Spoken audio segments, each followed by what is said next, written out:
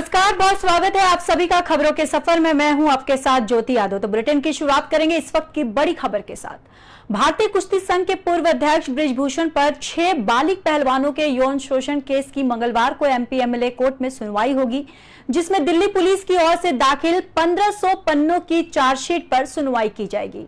वहीं दिल्ली पुलिस ने कुछ दिन पहले राउज एवेन्यू कोर्ट में चार्जशीट पेश की थी और आरोपियों ने बृजभूषण के अलावा डब्ल्यूएफआई के असिस्टेंट सेक्रेटरी विनोद तोमर का भी नाम है। वहीं चार्जशीट में पहलवानों के मजिस्ट्रेट के सामने दिए गए बयान को अहम आधार माना गया है और बृजभूषण के खिलाफ करीब 7 गवाह मिले हैं और वहीं यौन शोषण की कथित जगह पर उनकी मौजूदगी के भी सबूत मिले हैं। साथ ही साथ आपको बताते चले कि चार्जशीट की पहली सुनवाई पर कोर्ट ने इसे एमपी एमएलए कोर्ट में ट्रांसफर किया था और इसके अलावा कोर्ट ने दिल्ली पुलिस को चार्जशीट की एक कॉपी भी शिकायतकर्ता पहलवानों को देने के आदेश दिए। बालिग पहलवानों के केस में पुलिस ने 1000 पन्नों की चार्जशीट पेश की और इसमें पुलिस ने पहलवानों के सीआरपीसी की धारा 164 के तहत मजिस्ट्रेट के आगे दिए बयान को चार्जशीट के प्रमुख आधार माना गया है। वहीं पुलिस का यह भी कहना है कि बालिग पहलवानों ने जिस जगह पर उनके साथ यौन शोषण के आरोप लगाए हैं वहां आरोपियों की मौजूदगी के सबूत मिले हैं। वहीं पहलवानों ने पुलिस को जांच के दौरान सबूत के तौर पर 5 फोटो सौंपी है। इसके अलावा और भी डिजिटल सबूत दिए गए हैं, उन्हें पेन ड्राइव में कोर्ट को सौंप दिया है। चार्जशीट में करीब 25 गवाहों के बयान भी दर्ज किए गए और 7 गवाहों ने पीड़ित बालिग पहलवानों के आरोप का सपोर्ट किया है। वहीं आपको बताते चले कि आरोपियों के पक्ष में उन्होंने कहा है कि ट्रायल के दौरान उनका क्रॉस एग्जामिनेशन भी होगा।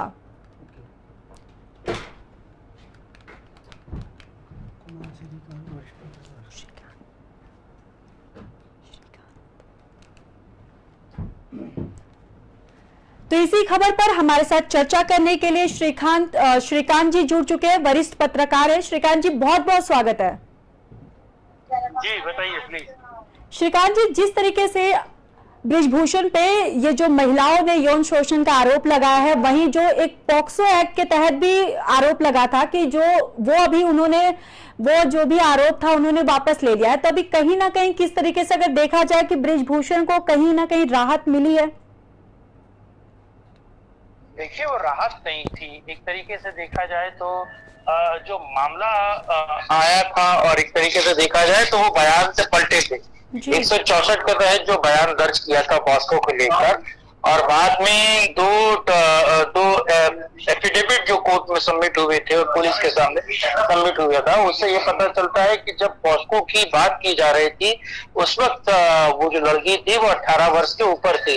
तो 18 वर्ष के ऊपर पे बॉस्को बाय डिफॉल्ट लग नहीं सकता है जी। और अगर आप देखिए तो इसलिए ज्यादा महत्वपूर्ण हो जाता है क्योंकि मूलतः अगर देखा जाए तो सारे जो आरोप लगाए गए थे और 164 के तहत जब बयान दर्ज किए गए थे वो सारी चीजें अपने आप में अलग थी और वो एक तरीके से साबित नहीं किया जा सकता था।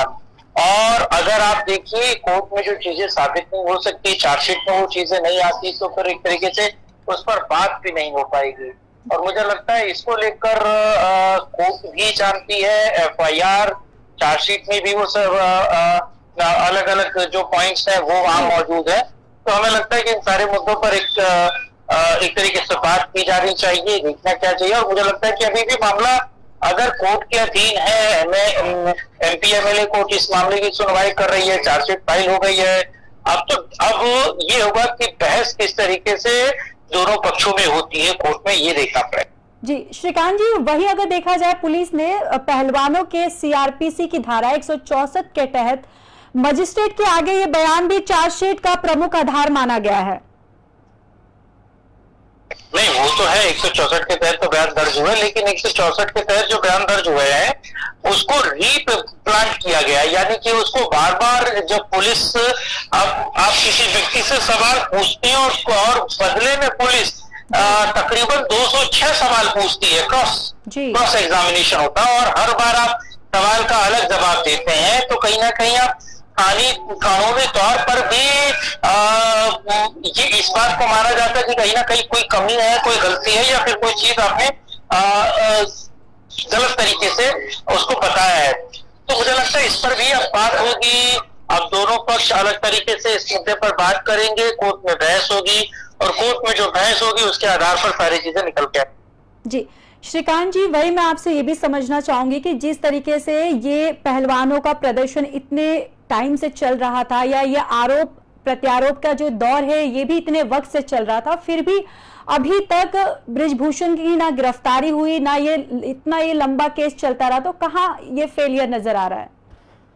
संभव, देखिए गिरफ्तारी इसलिए नहीं हुई क्योंकि कोई पुख्ता सबूत नहीं थे। गिरफ्तारी किसी भी केस में स्वतः नहीं हो सकती। अगर आप सुप्रीम कोर्ट का 2011 का जजमेंट देखें जस्टिस पीएन लोढ़ा का, तो ये चीजें उसमें क्लियर थी कि अगर ऐसे आरोप लगते हैं तो त्वरित गिरफ्तारी नहीं होनी चाहिए। अगर त्वरित गिरफ्तारी, ये स्वविवेक पर है पुलिस के, पुलिस पहले डिटेन करे, जांच करे, छानबीन करे और उसके मातहत जाकर गिरफ्तार करे, तो वो सारी चीजें संभव है। लेकिन अगर सीधे पुलिस गिरफ्तार करती है, कोर्ट में वो सारी चीजें नहीं निकलती, और वैसे भी ये हाई प्रोफाइल केस है, तो हाई प्रोफाइल केस में ऐसे गिरफ्तार नहीं किया जा सकता है। और अगर ऐसा होता है, मान लीजिए वापस 2 नोटिस आता है या फिर वापस केस उन पहलवानों के खिलाफ मानहानि का या पुलिस के खिलाफ अगर होता है, तो मुझे लगता है उसकी जवाबदेही फिर गंभीर होगी। जी श्रीकांत जी, बहुत बहुत धन्यवाद हमारे साथ बातचीत करने के लिए। तो आपको बताते चले कि भारतीय कुश्ती संघ के पूर्व अध्यक्ष बृजभूषण पर 6 बालिग पहलवानों के यौन शोषण केस की मंगलवार को एमपी एमएलए कोर्ट में सुनवाई होगी, और जिसमें दिल्ली पुलिस की ओर से दाखिल 1500 पन्नों की चार्जशीट पर भी सुनवाई की जाएगी। वहीं दिल्ली पुलिस ने कुछ दिन पहले राउज एवेन्यू कोर्ट में चार्जशीट पेश की थी। आरोपियों ने बृजभूषण के अलावा डब्ल्यूएफआई के असिस्टेंट सेक्रेटरी विनोद तोमर का भी नाम है इसमें। वहीं चार्जशीट में पहलवानों के मजिस्ट्रेट के सामने दिए गए बयान को अहम आधार माना जा रहा है, और बृजभूषण के खिलाफ करीब 7 गवाह भी मिले हैं। वहीं यौन शोषण की कथित जगह पर उनकी मौजूदगी के भी सबूत मिले हैं। चार्जशीट की पहली सुनवाई पर कोर्ट ने इसे एमपी एमएलए कोर्ट में ट्रांसफर कर दिया था। इसके अलावा कोर्ट ने दिल्ली पुलिस को चार्जशीट की एक कॉपी भी शिकायतकर्ता पहलवानों को देने के आदेश दिए थे।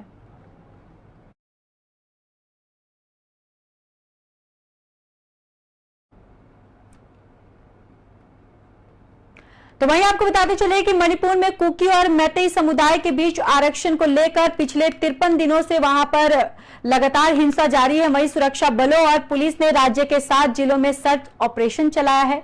मणिपुर पुलिस और सुरक्षा बलों ने इन जिलों में पिछले 24 घंटों में हिंसा फैलाने वाले लोगों के 12 बंकर नष्ट किए हैं। वहीं पुलिस ने इन्हें उग्रवादी बताया है। सुरक्षा बलों ने आपको बताते चले कि इम्फाल ईस्ट, बिष्णुपुर और कांगपोकची में, अचुरांग चांदपुर और कांगचिंग जिलों में ज्वाइंट ऑपरेशन चलाया और हिल और वैली दोनों जगह इन बंकरों को नष्ट कर दिया गया है। वहीं मणिपुर के हालात को लेकर गृह मंत्री अमित शाह ने आज पीएम नरेंद्र मोदी से मुलाकात की है, और उन्होंने पीएम मोदी को सर्वदलीय बैठक में भी चर्चा की जानकारी दी है। और मणिपुर के मुख्यमंत्री बीरेंद्र सिंह ने नई दिल्ली में केंद्रीय गृह मंत्री अमित शाह से मुलाकात की। गृह मंत्री ने आश्वासन दिया कि केंद्र सरकार मणिपुर में सामान्य स्थिति लाने के लिए हर संभव कदम उठाएगी। तो मणिपुर में उपद्रवियों ने 12 बंकर को ध्वस्त किया है। आपको बताते चले कि लगातार 53 दिनों से यह हिंसा जारी है। वहीं सुरक्षा बलों और पुलिस ने राज्य के 7 जिलों में सर्च ऑपरेशन चलाया है। दरअसल मणिपुर पुलिस और सुरक्षा बलों ने इन जिलों में पिछले 24 घंटों में हिंसा फैलाने वाले लोगों के 12 बंकर नष्ट किए हैं, और वहीं पुलिस ने इन्हें उग्रवादी बताया है। सुरक्षा बलों ने तामेलोंग और इम्फाल ईस्ट, बिष्णुपुर, कांगपोकपी और चुरान चांदपुर और कांगचिंग जिलों में ज्वाइंट ऑपरेशन चलाया और हिल और वैली दोनों जगह इन बंकरों को नष्ट कर दिया है। वहीं मणिपुर के हालात को लेकर गृह मंत्री अमित शाह ने आज पीएम नरेंद्र मोदी से मुलाकात की है। उन्होंने पीएम को सर्वदलीय बैठक में हुई चर्चा की जानकारी भी दी। मणिपुर के मुख्यमंत्री बीरेंद्र सिंह ने नई दिल्ली में केंद्रीय गृह मंत्री अमित शाह से मुलाकात की है। गृह मंत्री ने आश्वासन दिया है कि केंद्र सरकार मणिपुर में सामान्य स्थिति लाने के लिए हर संभव कदम उठाएगी।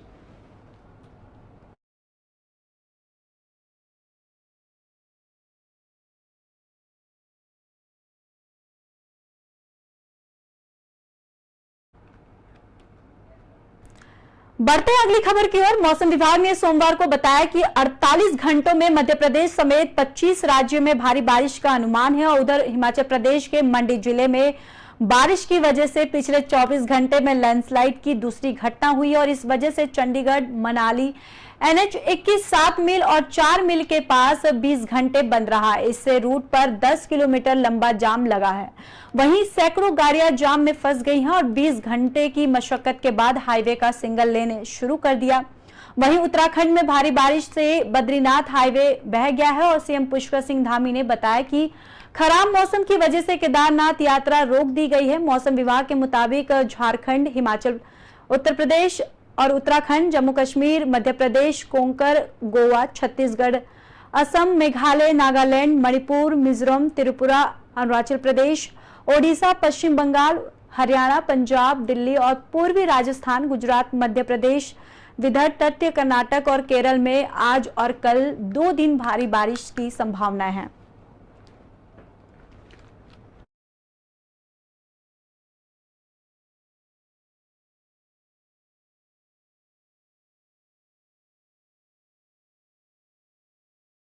तो आपको बताते चले कि मौसम विभाग ने सोमवार को बताया कि 48 घंटों में मध्य प्रदेश समेत 25 राज्यों में भारी बारिश का अनुमान है। उधर हिमाचल प्रदेश के मंडी जिले में बारिश की वजह से पिछले 24 घंटों में लैंडस्लाइड की दूसरी घटना हुई और इस वजह से चंडीगढ़ मनाली NH 21 7 मील और 4 मील के पास 20 घंटे बंद रहा। इससे रूट पर 10 किलोमीटर लंबा जाम भी लगा रहा और सैकड़ों गाड़ियां जाम में फंस गई हैं।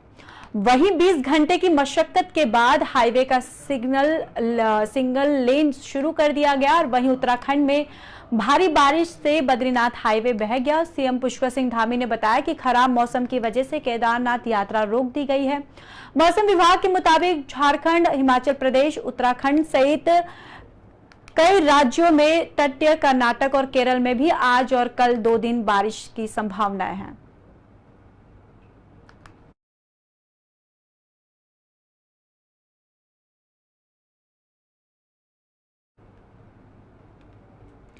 जम्मू कश्मीर के कुलगाम जिले में मंगलवार को सुरक्षा बलों की आतंकियों के साथ मुठभेड़ की खबर सामने आई है। प्राप्त जानकारी के मुताबिक सुरक्षा बलों की आतंकियों के साथ ये मुठभेड़ कुलगाम जिले के होबरा गांव में शुरू हुई। मुठभेड़ में जम्मू कश्मीर पुलिस का एक जवान घायल हो गया।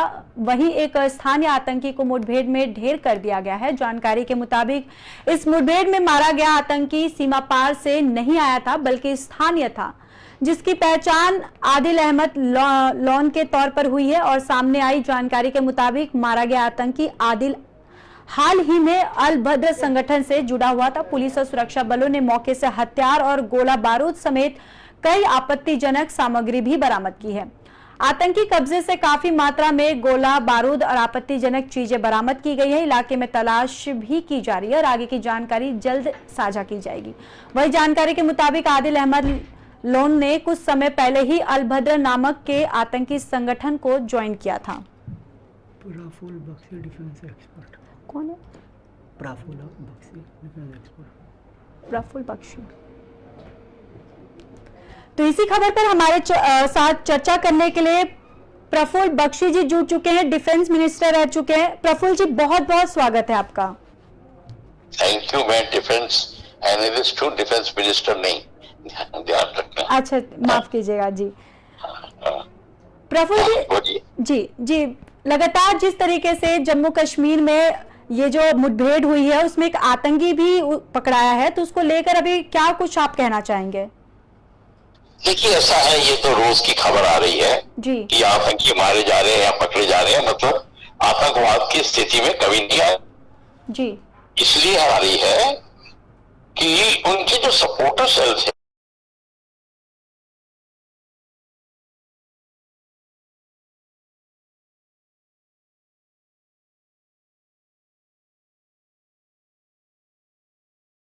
गुजरी थी, उसको रेप दिखा दिया जी। तो ये सारी की सारी चीजें हैं, ये आतंकवाद को मदद कर रही है। उनके स्लीपर सेल्स और सपोर्ट सेल्स जिंदा है, एडमिनिस्ट्रेशन उनको मिल रही है, मॉनेटरी बेनिफिट मिल रहा है, यहाँ तक कि उनको पूरा लॉजिस्टिक्स अरेंजमेंट मिल रहा है।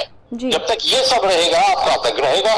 क्योंकि पाकिस्तान के अंदर से जो आतंकवाद आ रहा है वो भी इसलिए आ रहा है कि आपने POK के एरिया को ब्लॉक नहीं किया, उसको टेक ओवर नहीं किया।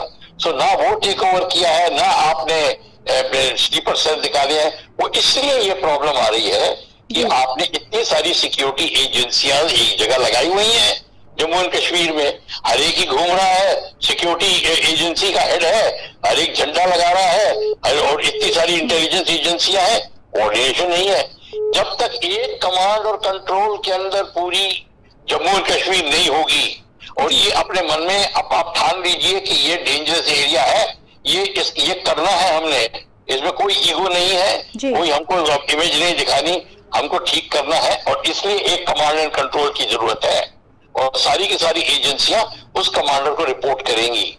जब तक ये नहीं होगा, आपका ये मामला चलता रहेगा। जी सर, अगर वही देखा जाए लगातार जम्मू कश्मीर में टारगेट किलिंग होती रहती है, तो उसकी भी क्या वजह है? देखिए, टारगेट किलिंग इसलिए होती है कि जब उनका कंट्रोल बेटर होता है तो वो या तो पुलिस से ज्यादा मुस्तैद होते हैं, या उसमें भी इन्फॉर्मर घुसे हुए हैं उसके, तो किसी को टारगेट बनाते हैं, उसको किल करते हैं। वो टारगेट किलिंग है, और उसको आप चाहे कितनी भी सिक्योरिटी लगा लीजिए, आप नहीं बचा सकते जी। यहाँ तक कि उन्होंने पुलिस के इंस्पेक्टर को भी मारा हुआ है, जो शांति में सहानुभूति दिखाते थे, जो उनके खिलाफ थे। वो एमए पंडित जो था इंस्पेक्टर, सर्कल इंस्पेक्टर, उसको भी मारा था ऐसे ही। वो एमए पंडित नाम था, वो था मुस्लिम, फिर भी उसको मारा, क्योंकि वो उनसे सहानुभूति नहीं करता था। जी जी, अगर वही देखा जाए कि लगातार पाकिस्तान की तरफ से जो आतंकवाद जम्मू कश्मीर में पनक रहा है, या फिर एलओसी पे जो सीज फायरिंग की खबरें आती रहती है, तो सर कहाँ ये ढिलाई या नजर आ रही है, कहाँ कमियां नजर आ रही हैं जिस वजह से लगातार पाकिस्तान की तरफ से जम्मू कश्मीर में जो आतंकवाद पनक रहा है? मैंने अभी आपको कमियां ही बताई हैं आपको, कि कमियां हमारे पास ये है कि हमने पीओके को या तो टेक ओवर भी नहीं किया, और जहां उनके आतंकवाद कैंप बने उनको नहीं टेक ओवर किया। आप सर्जिकल स्ट्राइक की बात करते हैं, आपने अभी तक एक ही सर्जिकल स्ट्राइक या 2 की है। आपको तो हर महीने 1 या 2 कर देनी चाहिए, हर 3 महीने में 2 करनी चाहिए जी। या आपने नहीं किया है अभी तक। तो इसलिए कि जब आप करने लग जाओगे, वो डिफेंसिव पे आ जाएंगे, ऑन द रन। वो जब डिफेंसिव पे होंगे तो फिर ये सारी हरकतें कम होंगी उनकी, या बंद हो जाएंगी।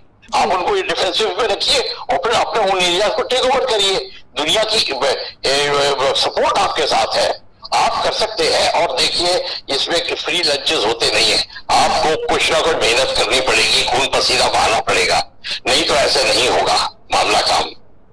ये जरूरी है।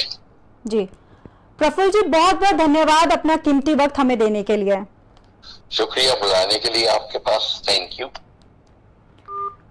तो आपको बताते चले कि जम्मू कश्मीर के कुलगाम जिले में मंगलवार को सुरक्षा बलों के आतंकियों के साथ मुठभेड़ की खबर सामने आई है, जहां पर प्राप्त जानकारी के मुताबिक सुरक्षा बलों के आतंकियों के साथ ये मुठभेड़ कुलगाम जिले के होवरा गांव में शुरू हुई थी।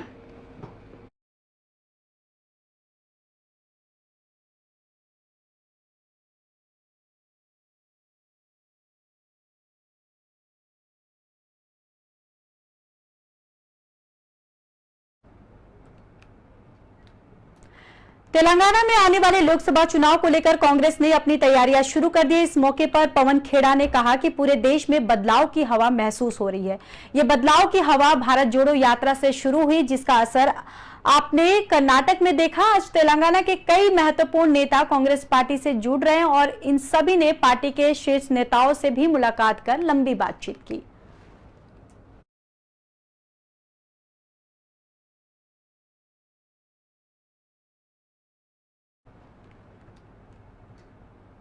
फिलहाल इस बुलेटिन में मेरे साथ बस इतना ही। बाकी देश और दुनिया की खबरों के लिए देखते रहिए पी न्यूज।